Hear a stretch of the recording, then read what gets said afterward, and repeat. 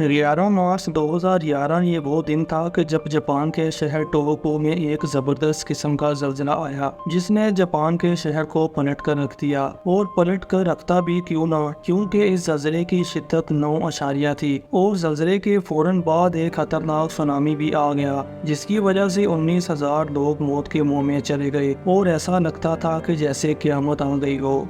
और इस ज़लज़ले और इस सुनामी को दुनिया के 5 खतरनाक तरीन ज़लज़लों में शुमार किया जाता है। इसी दौरान जापान के एटमी प्लांट फुकुशिमा में भी सुनामी और ज़लज़ले की वजह से बहुत ही ज़्यादा नुकसान हुआ जिसने जापान को और भी ज़्यादा मुश्किलात में डाल दिया।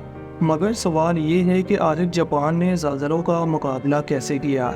निब्रा इन्फो की वीडियोस में एक बार फिर से खुशामदीद। तो नए आने वाले तमाम दोस्तों से रिक्वेस्ट है कि मेरे चैनल को सब्सक्राइब कर लें और साथ ही लगे बेल आइकन को प्रेस कर लें ताकि मेरी आने वाली हर नई इन्फॉर्मेटिव वीडियोस आप तक बआसानी पहुंच सकें। दोस्तों ये तो सभी जानते हैं कि एटम बम गिरने के बावजूद भी जापान तरक्की याफ्ता कंट्रीज की लिस्ट में एक प्रोमिनेंट पोजीशन रखता है। इसकी अचीवमेंट्स और इकोनॉमिक डेवलपमेंट के चर्चे पूरी दुनिया में हैं। ये कहना बिल्कुल ठीक होगा कि जापान आज भी तरक्की याफ्ता कंट्रीज के मुकाबले में 50 साल आगे है। वर्ल्ड बैंक के अकॉर्डिंग साल 2023 में जापान की फी का GDP तकरीबन 4.21 ट्रिलियन अमेरिकी डॉलर थी, जो कि पाकिस्तानी रुपए में 1199 खरब 85 अरब रुपए बनते हैं। और उसी साल यानी कि 2023 में पाकिस्तान की GDP 338 अरब अमेरिकी डॉलर थी, जो कि पाकिस्तानी रुपए में 96 खरब 33 अरब रुपए बनते हैं।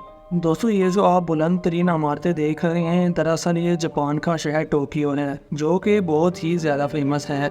मगर यहाँ हैरत की बात यह है कि ये बुलंद तरीन इमारतें हर रोज़ तकरीबन 3 से 4 ज़लज़लों को बर्दाश्त करती हैं और इन्हें ज़रा सा भी नुकसान नहीं होता। जापान सिर्फ अपनी इकानमी की वजह से ही तरक्की याफ्ता कंट्रीज़ की लिस्ट में शामिल नहीं, बल्कि उन ममालिक की लिस्ट में भी पहले नंबर पर है जहां सबसे ज़्यादा ज़लज़ले आते हैं। एक अंदाजे के मुताबिक जापान में एक साल में 1500 से ज़्यादा ज़लज़ले आते हैं और दिन में कई बार ज़लज़ले के झटकों के बावजूद भी जापान की तरक्की आखिर किस तरह पॉसिबल है और जापान की इमारतें ज़लज़ले के झटके को बर्दाश्त कैसे कर लेती हैं। जापानी कौम के पास इन ज़लज़लों से बचने का कौन सा फार्मूला या फिर कौन सी ऐसी ट्रिक्स हैं, और सबसे बड़ा सवाल कि आखिर जापान में ही सबसे ज़्यादा ज़लज़ले क्यों आते हैं। तो दोस्तों इसकी बुनियादी वजह जापान की लोकेशन है। दरअसल जापान एक आइलैंड है जो कि मशरकी एशिया में पैसिफिक ओशन के शुमाल मगरबी जानब में वाक़या है। जापान दरअसल एक रिंग ऑफ फायर कहलाने वाली ज़मीनी पट्टी के ऊपर मौजूद है। Ring of fire Pacific ocean का 40,000 किलोमीटर लंबा इलाका है, जहां ज़मीन की पैसिफिक प्लेट दूसरी टेक्टोनिक प्लेट्स यानी कि जियोलॉजिकल प्लेट्स से मिलती हैं। और हैरत की बात यह है कि इस रिंग ऑफ फायर पर 15 के करीब ममालिक मौजूद हैं, जिनमें Japan, America, Indonesia, Mexico, China, Canada और पेरू शामिल हैं। और इस एरिया के इर्द गिर्द 450 के करीब आतिशफ़शा पहाड़ भी पाए जाते हैं। और ज़लज़ला आने की सबसे बड़ी यही दो वजूहात होती हैं, एक तो टेक्टोनिक यानी कि ज़मीनी प्लेट्स की मूवमेंट्स और दूसरा आतिशफ़शा पहाड़ों का फटना। अब अगर जापान की बात की जाए तो जापान में 250 के करीब एक्टिव वॉल्केनोज मौजूद हैं, जबकि ये 4 जियोलॉजिकल प्लेट्स के संगम पर वाक़या हैं। इनमें पैसिफिक, फिलिपाइन, यूरेशियाई और नॉर्थ अमेरिकन जियोलॉजिकल प्लेट्स शामिल हैं और यही प्लेट्स ज़लज़ले आने का सबब बनती हैं। जबकि पैसिफिक ओशन के शुमाल मगरबी जानब 8,000 मीटर गहरी और 800 मीटर लंबी एक ज़ेरे समंदर ट्रेंच भी मौजूद है और इसे जापान ट्रेंच भी कहा जाता है। हैरत के तौर पर 2006 में इस ट्रेंच के अंदर भी एक्टिव वॉल्केनोज को डिस्कवर किया गया था और ये ट्रेंच भी जापान के ज़लज़लों की एक बहुत ही बड़ी वजह है। आमतौर पर ज़लज़ले के फ़ौरन बाद जापान को सुनामी जैसी आफत का भी सामना करना पड़ जाता है, क्योंकि ज़लज़ले के झटके समंदर में बड़ी बड़ी लहरों को जन्म देते हैं जो कि सुनामी का सबब बन जाते हैं। और सुनामी की वजह से कितना नुकसान होता है शायद हम सोच भी नहीं सकते। खैर जो भी हो, अब बात कर लेते हैं जापान में ज़लज़ले से होने वाली बड़ी तबाहियों के बारे में और उन वाक़यात के बारे में जिससे जापान ने सबक सीखा और फिर ज़लज़ले जैसी बड़ी कुदरती आफत से लड़ना और बचना भी सीख लिया। जैसे कि पहले भी जिक्र हो चुका है कि तारीख में शायद ही कोई दिन ऐसा गुजरा हो जब यहाँ ज़लज़ले के झटके महसूस ना किए गए हों, चाहे वो मामूली नौयत की ही क्यों ना हो। ریسرچرز کے مطابق جاپان میں پہلی بار زلزلہ 416 عیسوی میں آیا تھا، تب شاید یہاں آبادی کا نام و نشان بھی نہیں تھا۔ ایک اندازے کے مطابق 1458 میں ایک خطرناک زلزلہ آیا تھا جس سے 31,000 لوگ مارے گئے تھے۔ اسی طرح 1611 میں جاپان کے شہر ہونشو میں ایک زبردست زلزلہ آیا جس سے تقریباً 20,000 کے قریب مکانات تباہ ہو گئے اور 3,700 افراد کی موت واقع ہو گئی، اور اس زلزلے کی شدت 6.9 تھی۔ بالکل اسی طرح 1971 میں یایاما آئی لینڈ پر زلزلہ آیا جو کہ سونامی کا باعث بنا اور اس سے 14,000 افراد مارے گئے۔ 1948 کے بعد جاپان میں زلزلے کے باعث ہونے والی اموات میں کمی دیکھنے میں آئی، مگر سوال یہ ہے کہ آخر جاپان نے زلزلوں کا مقابلہ کیسے کیا؟ پچھلے کئی سالوں سے وہ زلزلے آنے کی وجوہات پر ریسرچ کر رہے تھے۔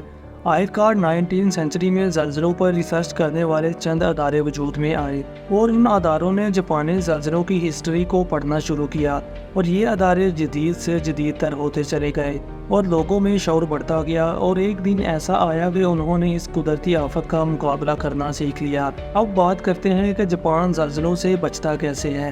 دوستو، جیسا کہ آپ بھی جانتے ہیں کہ زلزلے کے دوران سب سے زیادہ نقصان عمارتوں کے گرنے کے باعث ہوتا ہے، کیونکہ عمارتیں ملبے کا ڈھیر بن جاتی ہیں اور سینکڑوں لوگ اس ملبے تلے اپنی جان کھو دیتے ہیں۔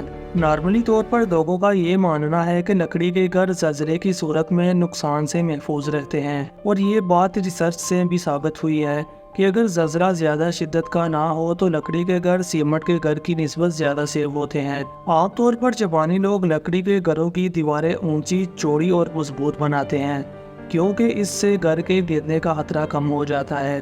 1924 میں جاپان نے بلڈنگز کی تعمیر کے حوالے سے ایک قانون بنایا اور لازم کیا کہ جاپان کے تمام شہری اس قانون کو فالو کریں گے، اور 1981 میں اس قانون میں کچھ چینجنگ بھی کی گئیں اور نئے فن تعمیر کے جدید طریقوں کو اس کا حصہ بنایا گیا، اور لازم کیا گیا کہ تمام عمارتوں کے مالکان نئے قانون پر پورا اترنے کے لیے اپنی بلڈنگز کی تعمیر اور مرمت کروائیں گے، اور اب بلڈنگز اس قانون کو مد نظر رکھتے ہوئے اس طرح بنائے جانے لگی کہ یہ زلزلے کے جھٹکوں کو جذب کر لیتی، یا پھر ان جھٹکوں کے ساتھ حرکت تو ضرور کرتی لیکن گرتی نہیں، اور اس کے لیے زمین کی سطح اور بلڈنگ کے فلور کے درمیان کچھ ہلا رہنے دیا جاتا تاکہ زمین کے نیچے ہونے والی موومنٹ اور زلزلے کے جھٹکوں سے بلڈنگ کو بچایا جا سکے، اور اس سسٹم کو بیس آئسولیشن سسٹم کہا جاتا ہے۔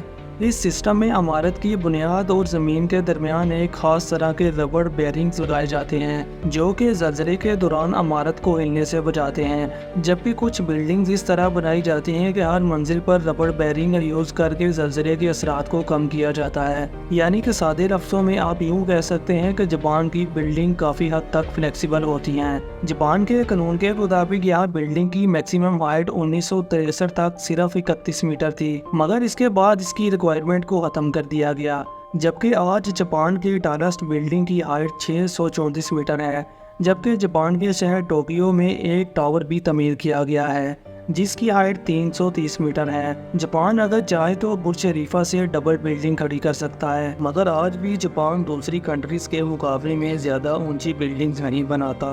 اگر دیکھا جائے تو اس کی بلڈنگز نئے طریقوں کے استعمال کے بعد پہلے سے بہت زیادہ بہتر ہیں، لیکن آج بھی جاپان کے بہت سے علاقوں میں رہائشی عمارتوں کی ہائٹ میکسیمم سے میکسیمم 12 میٹر ہے۔ رہائشی اور کمرشل عمارتوں کی ریکوائرمنٹ ان کی لوکیشن کے حساب سے مختلف ہے۔ اب بات کرتے ہیں جاپان کے فاسٹ اور ایمرجنسی الرٹ سسٹم کے بارے میں۔ دوستو، آپ کو یہ جان کر بے حد حیرت ہوگی کہ جاپان میں ہر فرد کے موبائل میں پہلے سے زلزلے اور سونامی کی صورت میں الرٹ کرنے والا سسٹم انسٹال ہوتا ہے۔ اس کے علاوہ بے شمار ایپس بھی ہیں جو کہ آپ بھی ڈاؤن لوڈ کر سکتے ہیں، اور یہ بھی زلزلے اور سونامی جیسی آفت کی صورت میں چند سیکنڈ پہلے آپ کو الرٹ کر دیتی ہیں۔ اور مزے کی بات یہ ہے کہ حکومتی اداروں کی طرف سے بھی آپ کو موبائل فون پر میسج مل جاتا ہے، اور سب سے حیرت اور سب سے مزے کی بات یہ ہے کہ جاپان میں ریلوے ٹرینز میں بھی ارتھ کوئک کو ڈیٹیکٹ کرنے والا سسٹم انسٹالڈ ہوتا ہے۔ ٹرین کسی بھی دور دراز علاقے سے گزر رہی ہو تو زلزلے کے وقت یہ سسٹم سگنل دیتا ہے اور آٹومیٹک بریکس لگا دیتا ہے، یعنی کہ ٹرین خود ہی رک جاتی ہے۔ اور یہی نہیں بلکہ ریلوے ٹریکس بھی زلزلوں کو مد نظر رکھ کر بنائے گئے ہیں۔ ارتھ کوئک کے دوران بلڈنگز کے گیس، پانی اور بجلی کے کنیکشنز بھی آٹومیٹک سسٹم کے تحت بند ہو جاتے ہیں۔ تاکہ آگ لگنے یا گیس اور پانی کی لیک جیسے حادثات سے بچا جا سکے۔ دوستو، جاپان نے جو بھی کام کیا ہے کمال کیا ہے۔ سونامی اور سیلاب سے بچنے کے لیے ٹوکیو کے شہر میں ایک بہت بڑی واٹر ڈسچارج ٹنل بھی بنائی گئی ہے۔ پانی کے ایکسکلوژن کی یہ دنیا کی سب سے بڑی ٹنل ہے اور اسے 13 سال کی محنت کے بعد 2006 میں کمپلیٹ کیا گیا تھا اور اس پر تقریباً $3 بلین لاگت آئی تھی۔ اس ٹنل کا مقصد سیلاب اور سونامی کی صورت میں شہر سے پانی کا اخراج کرنا ہے تاکہ شہر کو بچایا جا سکے۔ بے شک جاپان کے یہ سب اقدامات یوز لیس ہوتے جب تک وہ اپنے لوگوں میں یہ شعور پیدا نہ کرتے کہ زلزلے کی صورت میں ان کو کس طرح خود کو اور اپنے پیاروں کو بچانا ہے۔ اور اس مقصد کے لیے چھوٹی عمر میں ہی اسکولوں میں بچوں کو ریگولر ٹریننگ دی جاتی ہے۔ بچے ٹریننگ کے دوران ٹیبل کے نیچے چھپ جاتے ہیں اور اگر گراؤنڈ میں ہو تو انہیں بتایا جاتا ہے کہ زلزلے کے دوران گراؤنڈ کے بالکل درمیان میں کھڑے ہونا ہے اور بچوں کو بتایا اور سکھایا جاتا ہے کہ آپ نے ذرا بھی ڈرنا نہیں ہے۔ ٹیکنالوجی کی بدولت زلزلے کی پریڈکشن کر لی جاتی ہے اور لوگوں کو پہلے سے ہی الرٹ کر دیا جاتا ہے۔ جاپان کے ہر گھر میں ہر وقت ایمرجنسی نافذ ہونے کی صورت میں ہر فرد کی ضرورت کا سامان اس کے بیگ میں موجود ہوتا ہے، جس میں اس کی بنیادی ضرورت کی اشیاء موجود ہوتی ہیں۔ یعنی کسی بھی ہنگامی صورتحال میں آپ بس اپنا بیگ اٹھائیں اور باغ نکلیں۔ اس کے علاوہ ہر گھر میں ارتھ کوئک سروائیول کٹ بھی موجود ہوتی ہے، جس میں first aid kit, gloves, face mask, torch اور ریڈیو وغیرہ رکھے جاتے ہیں تاکہ ہر قسم کے حالات سے باخبر رہا جائے۔ اور زلزلے کے دوران تمام ٹی وی چینلز پر عوام کو آگامی صورتحال سے آگاہ رکھنے کے لیے خبریں بھی چلائی جاتی ہیں اور بتایا جاتا ہے کہ زلزلے سے کیسے بچنا ہے اور کس چیز کو کیسے استعمال کرنا ہے۔ اور جاپان میں ہر چھوٹے بڑے شخص کو بچپن سے ہی یہ ہدایات یاد ہوتی ہیں کہ اگر آپ گھر پر ہیں تو میز یا کسی دوسرے فرنیچر کے نیچے چھپ جائیں اور خاص طور پر اپنے سر کی حفاظت کریں، کھڑکیوں سے دور رہیں اور باہر کی جانب مت بھاگیں۔ ایلیویٹرز کا استعمال بالکل نہ کریں کیونکہ تھوڑی ہی دیر میں بجلی کا کنیکشن ڈسکنیکٹ ہو جائے گا اور آپ لفٹ میں پھنس جائیں گے۔ اگر آپ زلزلے کے وقت گھر سے باہر ہی ہیں تو کوشش کریں کہ عمارت سے دور کسی کھلی جگہ پر کھڑے ہو جائیں اور ایمرجنسی کی صورت میں ہیلپ لائن پر کال کر سکتے ہیں۔ دوستو، یہ کہنا غلط نہ ہوگا کہ زلزلے اور سونامی جاپانی قوم کی زندگیوں میں ایک معمول بن چکے ہیں اور وہ ان سے بچنے کا طریقہ بھی جان چکے ہیں۔ حیرت کی بات یہ ہے کہ جو قوم ایٹمی حملوں کے بعد چند سالوں میں اپنے پیروں پر کھڑی ہو سکتی ہے، حیرت کی بات نہیں کہ وہ قوم زلزلوں کا مقابلہ بھی کر رہی ہے۔ دراصل جاپانی قوم ایک سبق دیتی ہے کہ اگر آپ چاہیں تو حالات کتنے ہی مشکل کیوں نہ ہو، آپ ایک قوم بن کر اس کا مقابلہ کریں تو آپ ضرور ہر مشکل سے لڑ سکتے ہیں۔ جیسا کہ بہت فیمس بات ہے کہ اتفاق میں برکت ہے، اور شاید یہ اتفاق اور یہ اصول ہی جاپان کی ترقی کا راز بھی ہے۔ دوستو، جو بھی ہو مگر جاپان کی ہمت کے لیے ایک سلیوٹ تو بنتا ہے۔ تو جی ہاں دوستو، یہ تو تھی آج کی ویڈیو۔ میری ویڈیو کو اپنا قیمتی وقت دینے کے لیے بہت بہت شکریہ۔